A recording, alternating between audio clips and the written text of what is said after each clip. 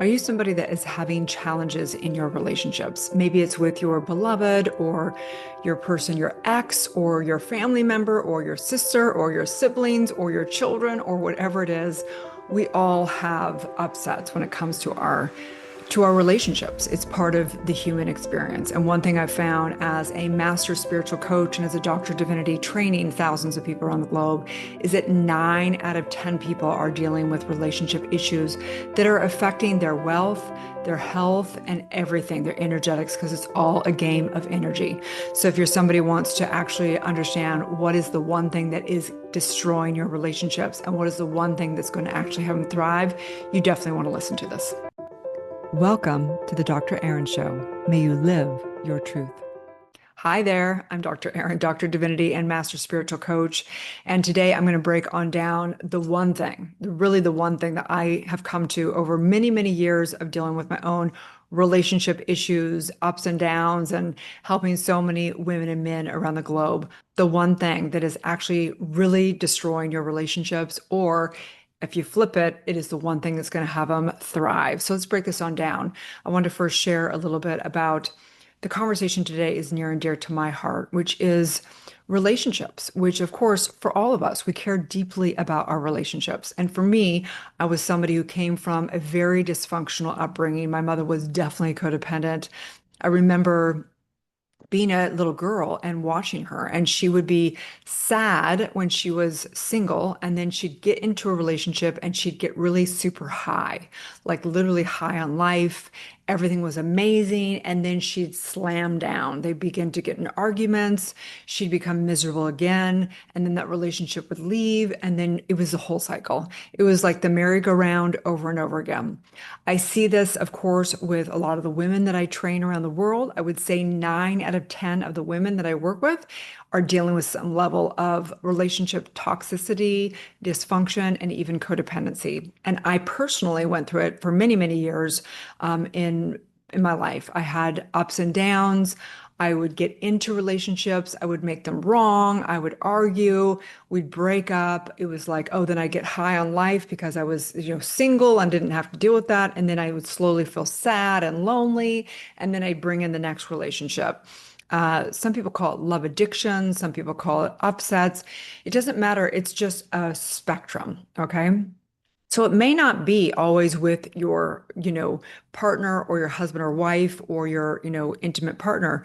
It may be with your friends. Some people are really good with their partners, but then they are always having upsets with their family members or their friends or whatever it is. So you really want to get real with yourself. I think that's the first thing is looking at your life and thinking, where am I versus where do I want to be? Okay. And we have to really get real because nothing changes until we change. So today I'm going to not break down all of the distinctions for you, but the one thing that has really helped me the most and my clients the most. And as we teach spiritual psychology, what we're teaching is that there's source, there is spirit within our true self that is really manifesting and projecting into, the 3D world. But it's going through the filter of the subconscious, the filter of what really is the false identity, the limited beliefs, and it's projecting out and then it's reflecting back in through everything. So for me, I know that one of the things that was projecting out in relationships was low self-worth. So no matter what happened, even I just really couldn't even call in a healthy person because I needed to fulfill the identity of that I'm not lovable. Something's wrong with me. Because when you come from parenting where my mother was an alcoholic and also really I would consider a love addict. She was in and out of relationship all the time. My father also, he went to go find another family. And so for me, not making them wrong, but rather what I kind of began to have as a little girl was the identity that something's wrong with me and I'm not lovable. Okay. And that was the meaning I put on it. Okay. And so not to blame them, but rather to know that just the human nature of the spiritual psychology of how we create. Okay. So I want to bring you one distinction today because we have an energy update. Every week I come in here with an energy update. So, I highly recommend to subscribe. You can download the universal law calendar below because we go over universal law distinction as well. And I come on here. Sometimes I talk about energy updates from astrology, even though I'm not I don't typically teach astrology, but all the energetics are exactly the same as universal law, which I have my doctorate in, right? So we come in here each week. I want you to be able to binge these. We do them for about 11 to 22 minutes and bringing one distinction into your life so that you can carry this throughout your week and really look at it and get real with yourself, okay? So this distinction this week is that there's only one thing that is really destroying your relationships. Okay. There's one thing, and it is making other people wrong or making them the source. Okay. When you make somebody the source of your joy, you instantaneously make them the source of your suffering. I want you to really get that. Okay. If you really get that, there's only one distinction spiritually that you need to master in this lifetime. And it's very hard to master, but it is basically handing your power over to things of the external world.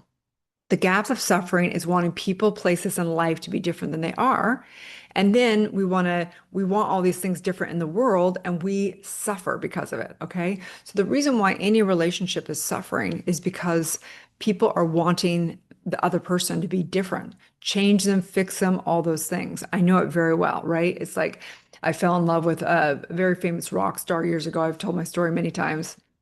And I was like, oh, I wanted this part of him, all of his charisma, all of his, he was handsome, great lover, very entertaining. But I didn't want all the things like that he cheated, lied, was just a lot of shenanigans, a lot of, just insanity. So I wanted only the good things, and I wanted all this, and I wanted to change and fix all these things over here. And that's not how life works. People are on their own track, right? So the one distinction we want to get today is to understand that there's only one thing that's happening, is that we are handing our power over to the external world. We're suffering. We want everyone to be different. And then it becomes this battle. And this is the mastery of relationships. The mastery of relationships is accepting people exactly as they are and then celebrating the things that you really, are in alignment with, or whatever is their strength, or whatever is the beauty and the gratitude that they have. That doesn't mean that we keep them in our inner circle or in a relationship with them, but that means that even if it may be your family, okay, family is a very common place where you can pick your friends, but you can't pick your family per se. We pick them from a spiritual perspective, but they're here as a masterclass for us because they're really the shadow and the light side of all of us. And so if you want your family to thrive, then we have to focus on the strength. Okay. And I've told the story many, many times of how there's certain family members that I'm like not as motivated to, like nurture versus say like my son, who I care so much about that I'm willing to really make sure that I'm always focusing on what is absolutely thriving there, focusing on making him right instead of wrong. Okay. And that's the key. So there's only one way to break free from toxic relationships. There's only one way to have your relationships thrive. And it is to no longer create them as your higher power, to no longer make them your source for your joy or your suffering. Okay. There's only one way to heal relationships, and it is to focus on people's strengths. In my opinion, I think that traditional psychology has done a lot of great things, okay? But it also has really hurt us as well, in that when we label people and we tell them they are X, Y, and Z, we're actually putting our indoctrination, our shoulds, and all those things on other people. There's all expressions in this world. Who's to say people need to communicate just the way you want them to communicate or the way the culture says, right? Or, anything. The bottom line is there's only one way to ruin a relationship, and it is to focus on people's weaknesses and make them wrong and judge them and all that thing. There's one way to make them right, which is focusing on their strengths, celebrating what is great about them, on honoring them and respecting them for exactly where they are in their journey. Okay. So this is a huge one. Okay. It's huge, especially because astrologically, we just went into Mercury went into retrograde, which means your exes are coming back or cycles that you have not completed that you didn't do right. Okay. So here I am. I've just moved over to Florida again, basing out of here. I have an ex over here that's been so amazing because, back in the day when we were together, I remember like we had our differences. And I remember really focusing on those differences and making him wrong at some level. And he did the same to me, right? So here we are as friends coming back together. And I'm like, oh my gosh, like I get to actually celebrate this human being. I get to, know we're not dating, but like I get to actually just honor him, respect him, and see the beauty that was there between us as even friends and stuff. Like he's an amazing human being. So it's just really cool to like watch and see yourself grow, right? And go, oh, let's see, if I made him wrong or wanted to fix him or change him, we couldn't even be in each other's lives. But we can as, celebrating those things. So hopefully you treat others the way you want to be treated. We all want to be celebrated. We want to be respected. We want to not be judged, okay? Nobody likes that. So as we go into Mercury retrograde, which we went into a few days ago, and again, I want you to be able to take these energy updates and they're timeless, okay? But some of the energetics going on, there's a lot of energetics, a lot of amazing things going on, a lot of political stuff. And it's the same thing. If you focus on politics and make it wrong, you're gonna suffer, okay? We want to celebrate and focus on what we do like. We're like water, okay? So my invitation this week as we go into this week's universal law of the week. So as we go into this week's universal law of the week, it is the law of Dharma. And, Dharma in general is kind of like your purpose, okay? It doesn't have to be a career, right? A lot of the women I help, one of the biggest things I help people do is discover their soul's purpose and monetize it and make an impact doing what they're really here to do in their soul assignment, okay? But it may not be a career. Your purpose is really to clear yourself, your subconscious mind. Your purpose really is to have the wax on, wax off of work of loving unconditionally. And that's really what we're here to do. So the entire purpose of life is to love, right? So focusing on people's strengths. So my invitation today is to take some time, send some love letters, not love bombing, but love letters, gratitude letters. Think of your friends, think of the loved ones, even people that you're upset with or that you've been judging in the past, and just send them gratitude through the universe. And energetically, it has to shift at some level, right? You don't have to say anything, you don't have to do anything. When you consciously just do it at a soul level within you in the universe, it's going to shift energetically at some level. Okay. So in that, just want to answer a few more questions about relationships, going to the Q&A part of today's little thing here. So some of the questions people ask, there's actually 12 questions on the newsletter. You can grab the newsletter as well. I go through all the astrology of this week and how it relates to spiritual psychology and some tips around that and how it relates to universal law. I also go into a lot of Q&A. So there's 12 questions here.